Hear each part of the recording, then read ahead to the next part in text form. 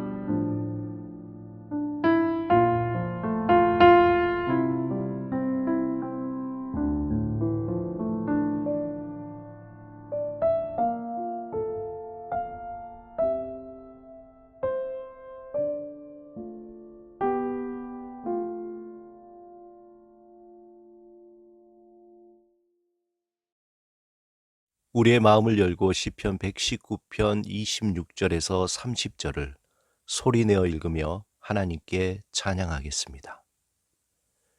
내가 나의 행위를 아뢰매 주께서 내게 응답하셨사오니 주의 율례들을 내게 가르치소서. 나에게 주의 법도들의 길을 깨닫게 하여 주소서. 그리하시면 내가 주의 기이한 일들을 작은 소리로 읊조리이다. 나의 영혼이 눌림으로 말미암아 녹사오니 주의 말씀대로 나를 세우소서. 거짓 행위를 내게서 떠나게 하시고 주의 법을 내게 은혜로이 베푸소서. 내게 성실한 길을 택하고 주의 규례들을 내 앞에 두었나이다.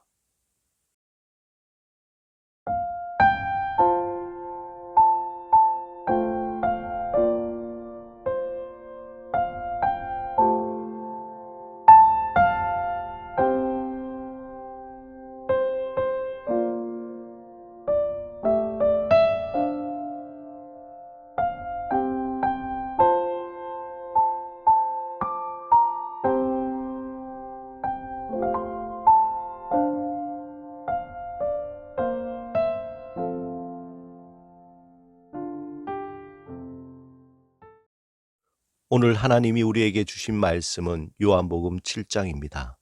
이 말씀을 통해 우리에게 들려주시는 주의 음성을 듣겠습니다. 그 후에 예수께서 갈릴리에서 다니시고 유대에서 다니려 아니하심은 유대인들이 죽이려 함이러라. 유대인의 명절인 초막절이 가까운지라. 그 형제들이 예수께 이르되 당신이 행하는 일을 제자들도 보게 여기를 떠나 유대로 가소서. 스스로 나타나기를 구하면서 묻혀서 일하는 사람이 없나니 이 일을 행하려 하거든 자신을 세상에 나타내소서 하니 이는 그 형제들까지도 예수를 믿지 아니함이로라. 예수께서 이르시되 내 때는 아직 이르지 아니하였거니와 너희 때는 늘 준비되어 있느니라. 세상이 너희를 미워하지 아니하되 나를 미워하나니 이는 내가 세상의 일들을 악하다고 증언함이라. 너희는 명절에 올라가라. 내 때가 아직 차지 못하였으니 나는 이 명절에 아직 올라가지 아니하노라. 이 말씀을 하시고 갈릴리에 머물러 계시니라. 그 형제들이 명절에 올라간 후에 자기도 올라가시되 나타내지 않고 은밀히 가시니라. 명절 중에 유대인들이 예수를 찾으면서 그가 어디 있냐고 하고 예수에 대하여 무리 중에서 수군거림이 많아 어떤 사람은 좋은 사람이라 하며 어떤 사람은 아니라 무리를 미혹한다 하나 그러나 유대인들을 두려워하므로 드러나게 그에 대하여 말하는 자가 없더라.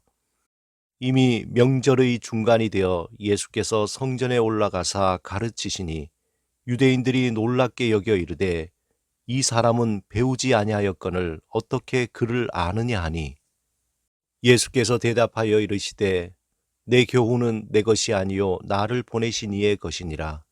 사람이 하나님의 뜻을 행하려 하면 이 교훈이 하나님께로부터 왔는지 내가 스스로 말함인지 알리라. 스스로 말하는 자는 자기 영광만 구하되 보내신 이의 영광을 구하는 자는 참되니 그 속에 불의가 없느니라. 모세가 너에게 율법을 주지 아니하였느냐? 너희 중에 율법을 지키는 자가 없도다. 너희가 어찌하여 나를 죽이려 하느냐? 무리가 대답하되 당신은 귀신이 들렸도다. 누가 당신을 죽이려 하나이까? 예수께서 대답하여 이르시되 내가 한 가지 일을 행하매 너희가 다 이로 말미암아 이상히 여기는도다. 모세가 너희에게 할례를 행했으니 그러나 할례는 모세에게서 난 것이 아니요 조상들에게서 난 것이라. 그러므로 너희가 안식일에도 사람에게 할례를 행하느니라. 모세의 율법을 범하지 아니하려고 사람이 안식일에도 할례를 받는 일이 있거든 내가 안식일에 사람의 전신을 건전하게 한 것으로 너희가 내게 노여워하느냐? 외모로 판단하지 말고 공의롭게 판단하라 하시니라. 예루살렘 사람 중에서 어떤 사람이 말하되 이는 그들이 죽이고자 하는 그 사람이 아니냐? 보라, 드러나게 말하되 그들이 아무 말도 아니하는도다. 당국자들은 이 사람을 참으로 그리스도인 줄 알았는가? 그러나 우리는 이 사람이 어디서 왔는지 아노라. 그리스도께서 오실 때에는 어디서 오시는지 아는 자가 없으리라 하는지라. 예수께서 성전에서 가르치시며 외쳐 이르시되 너희가 나를 알고 내가 어디서 온 것도 알거니와 내가 스스로 온 것이 아니니라. 나를 보내신 이는 참되시니 너희는 그를 알지 못하나 나는 아노니 이는 내가 그에게서 났고 그가 나를 보내셨음이라 하시니, 그들이 예수를 잡고자 하나 손을 대는 자가 없으니 이는 그의 때가 아직 이르지 아니하였음이로라. 무리 중에 많은 사람이 예수를 믿고 말하되 그리스도께서 오실지라도 그 행하실 표적이 이 사람이 행한 것보다 더 많으랴 하니, 예수에 대하여 무리가 수군거리는 것이 바리새인들에게 들린지라. 대제사장들과 바리새인들이 그를 잡으려고 아랫사람들을 보내니 예수께서 이르시되 내가 너희와 함께 조금 더 있다가 나를 보내신 이에게로 돌아가겠노라. 너희가 나를 찾아도 만나지 못할 터이요 나 있는 곳에 오지도 못하리라 하시니, 이에 유대인들이 서로 묻되 이 사람이 어디로 가기에 우리가 그를 만나지 못하리요? 헬라인 중에 흩어져 사는 자들에게로 가서 헬라인을 가르칠 터인가? 나를 찾아도 만나지 못할 터이요 나 있는 곳에 오지도 못하리라 한 이 말이 무슨 말이냐 하니라. 명절 끝날 곧 큰 날에 예수께서 서서 외쳐 이르시되 누구든지 목마르거든 내게로 와서 마시라. 나를 믿는 자는 성경의 이름과 같이 그 배에서 생수의 강이 흘러나오리라 하시니, 이는 그를 믿는 자들이 받을 성령을 가리켜 말씀하신 것이라. 예수께서 아직 영광을 받지 않으셨으므로 성령이 아직 그들에게 계시지 아니하시더라. 이 말씀을 들은 무리 중에서 어떤 사람은 이 사람이 참으로 그 선지자라 하며, 어떤 사람은 그리스도라 하며, 어떤 이들은 그리스도가 어찌 갈릴리에서 나오겠느냐? 성경에 이르기를 그리스도는 다윗의 씨로 또 다윗이 살던 마을 베들레헴에서 나오리라 하지 아니하였느냐 하며, 예수로 말미암아 무리 중에서 쟁론이 되니 그 중에는 그를 잡고자 하는 자들도 있으나 손을 대는 자가 없었더라. 아랫사람들이 대제사장들과 바리새인들에게로 오니 그들이 묻되 어찌하여 잡아오지 아니하였느냐? 아랫사람들이 대답하되 그 사람이 말하는 것처럼 말한 사람은 이때까지 없었나이다 하니 바리새인들이 대답하되 너희도 미혹되었느냐? 당국자들이나 바리새인 중에 그를 믿는 자가 있느냐? 율법을 알지 못하는 이 무리는 저주를 받은 자로다. 그 중에 한 사람 곧 전에 예수께 왔던 니고데모가 그들에게 말하되 우리 율법은 사람의 말을 듣고 그 행한 것을 알기 전에 심판하느냐? 그들이 대답하여 이르되 너도 갈릴리에서 왔느냐?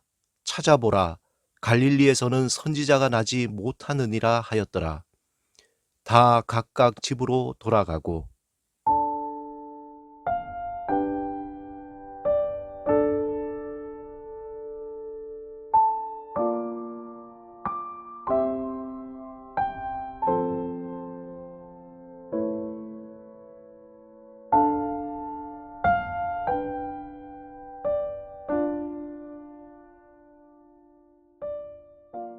오늘 본문에서 흥미롭게 그 시작이 명절 끝날이라고 친절하게 알려주고 있습니다. 특별히 요한복음 7장은 이스라엘의 명절인 초막절을 배경으로 하고 있습니다. 역사적으로 초막절은 출애굽 이후 40년간 광야의 초막에 살며 유랑했던 시절을 기억하며 지키는 절기입니다.